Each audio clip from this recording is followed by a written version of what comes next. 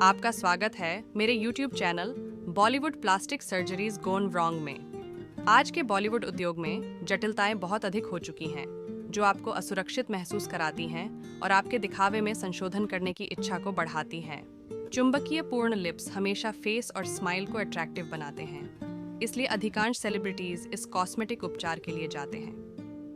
यह गैर सर्जिकल उपचार है जिसमें केवल आयतन वृद्धि करने वाले डर्मल फिलर को इंजेक्ट किया जाता है। यह उपचार केवल आयतन को बढ़ाने के साथ साथ होठों को आकार देने में भी मदद करता है। एक सुंदर सवाल। होठों को भरने के लिए आई एक्सटेंशिंग डर्मल फिलर के द्वारा किसी भी सहमति देने वाले वयस्क के लिए किया जा सकता है। हम उम्रदराज होठों में मदद कर सकते हैं ताकि उन्हें अधिक फुल मिल सके। कई युवा पुरुष और महिलाएं अपने होठों को बढ़ाना चाहते हैं, इसलिए होठों को जुवेनेट और हाइड्रेट करने के लिए, होठों को बनाने के लिए, होठों को बढ़ाने के लिए लिप फिलर किया जा सकता है, जिससे एक पॉड बनता है। उम्रदराज को इलाज किया जाता है। अधिकतम सेलिब्रिटीज के लिए खूबसूरत दिखने का प्रयास करना आम है, लेकिन दुर्भाग्य से कभी-कभी सर्जरी सही तरीके से नहीं होती और सेलिब्रिटीज को अपने निर्णय का पछतावा होता है। चलो हम एक नज़र डालते हैं उन सभी बॉलीवुड सेलिब्रिटीज पर जिन्होंने होठों के लिए काट के लिए सर्जरी करवाई है। क्या किसी बॉलीवुड अभिनेता या अभिनेत्रियों ने अपने होठों पर प्लास्टिक सर्जरी करवाई है? अभिनय के अलावा बॉलीवुड अभिनेत्रियों के लिए उनकी दिखावट की वजह से भी पहचानी जाती है। कभी-कभी सर्जरी के परिणाम ऐसे नहीं होते जैसा वे उम्मीद करते हैं और अभिनेत्रियों को अपने निर्णय पर पछतावा होता है। अनुष्का शर्मा के होठों की सर्जरी की खबर सोशल मीडिया पर बहुत प्रसिद्ध हुई थी। हालांकि अभिनेत्री ने इस खबर की प्रामाणिकता को नकारा।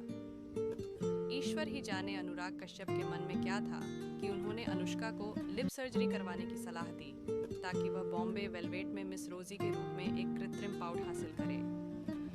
अनुष्का एक निर्देशक की अभिनेत्री बन गई और वह लगभग पहचान से भीतर चली गई।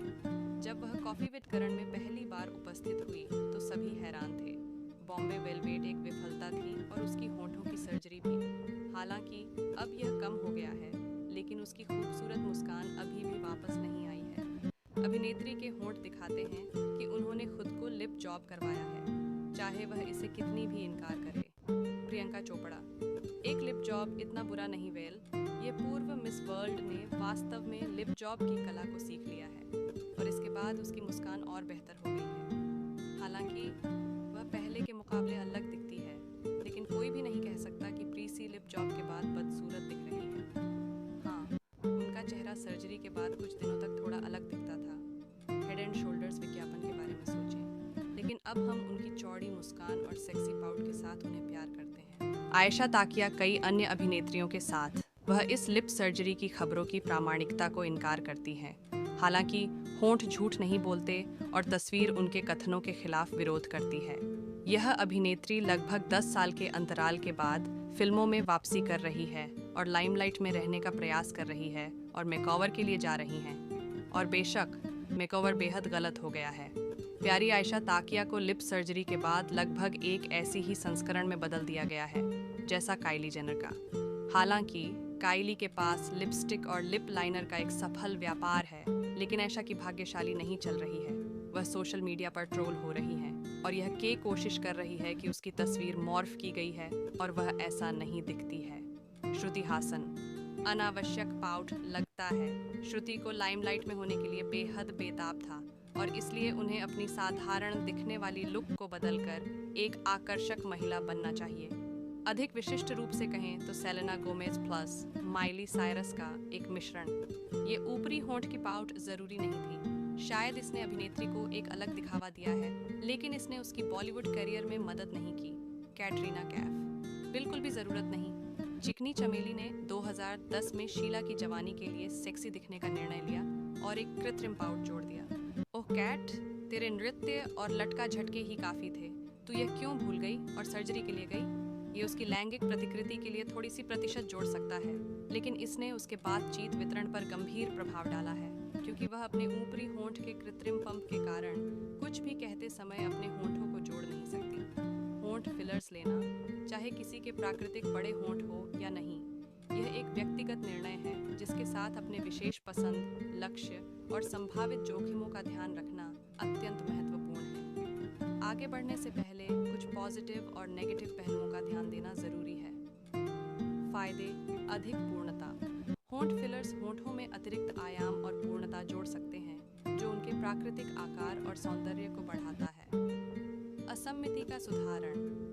अगर होंठों में हल्की असममिति है, तो फिलर्स संतुलित और सम्मित होने की अधिकता बना सकते हैं। अस्थायी परिणाम। अधिकांश होंठ फिलर्स अस्थायी परिणाम प्रदान करते हैं, जिसका अर्थ है कि यदि आप परिणाम से संतुष्ट नहीं हैं या बस अपनी प्राकृतिक दिखावट पर वापस जाना चाहते हैं, तो आप धीरे धीरे फिलर घुलने के साथ विचार कर सकते हैं। कस्टमाइजेबल होंठ फिलर्स एक विशेषज्ञ इंजेक्टर के साथ कस्टमाइजेबल दृष्टिकोण प्रदान करते हैं। आप वांछित रूप में उपयुक्त सुधार या अधिक ड्रामेटिक परिणाम हो, उसे प्राप्त करने के लिए कुशल इंजेक्टर के साथ काम कर सकते हैं। त्वरित प्रक्रिया। होंठ फिलर इंजेक्शन सामान्यतः तेज होते हैं, अक्सर 1 घंटे से कम समय लेते हैं और न्यूनतम डाउन टाइम की आवश्यकता होती है। संभावित जोखिम। किसी भी सौंदर्य प्रक्रिया की तरह होंठ फिलर्स के साथ भी संभावित जोखिम होते हैं, जिसमें घाव, सूजन, संक्रमण और एलर्जिक प्रतिक्रियाएं शामिल हो सकती हैं। अस्थायी प्रकृति। कुछ लोग होंठ फिलर्स की अस्थायी प्रकृति को पॉजिटिव मानते हैं, जबकि अन्य लोग इसे नकारात्मक मानते हैं, खासकर अगर उन्हें स्थायी बदलाव की इच्छा है। लागत। होंठ फिलर इंजेक्शन महंगा हो सकता है, खासकर अगर वांछित परिणाम प्राप्त करने के लिए कई सत्रों की आवश्यकता हो। इसके अतिरिक्त, क्योंकि फिलर्स अस्थायी होते हैं, तो दृश्य को बनाए रखने के लिए निरंतर रखरखाव उपचार की आवश्यकता होती है। अधिभारण की जोखिम। होंठों को अधिभारित करने का खतरा होता है, जो एक अप्राकृतिक या असंतुलित दिखाव उत्पन्न कर सकता है। इस परिणाम से बचने के लिए कुशल और अनुभवी इंजेक्टर के साथ काम करना आवश्यक है। संभावित असंतुष्टि। सावधानीपूर्वक योजना बनाने और कुशल इंजेक्शन के बावजूद होंठ फिलर्स के परिणाम से आप पूरी तरह संतुष्ट नहीं हो सकते। यह ज़रूरी है कि आपकी अपेक्षाओं को वास्तविक बनाए रखने और अपने इंजेक्टर के साथ खुली संवाद करना महत्वपूर्ण है। आखिरकार, होंठ फिलर्स लगवाने का निर्णय सूचित चयन, यथार्थ अपेक्षाओं और विश्वसनीय पेशेवर के साथ एक विस्तृत परामर्श पर आधारित होना चाहिए। मेरी तरफ से नहीं, लेकिन मैं सेंजेंस का वॉल्यूमाइजर उपयोग करता हूँ, जिसे ग्राहकों द्वारा आमतौर पर लिपसेंस के नाम से जाना जाता है। हालांकि इसके साथ साथ लिप कलर, ग्लॉस आदि के अतिशय शानदार सामग्री है। हमारे पास पूरी त्वचा देखभाल लाइन, मेकअप लाइन और शैम्पू और कंडीशनर के साथ साथ ग्रोथ सीरम भी है। ये वास्तव में सबसे अच्छा मेकअप है जिसे मैंने कभी उपयोग किया है, और इसमें लिप वॉल्यूमाइजर और लैश एक्सटेंड भी शामिल है। डर्मल फिलर्स के साथ सबसे गंभीर खतरा किसी रक्त वाहिका में अप्रत्याशित इंजेक्शन है।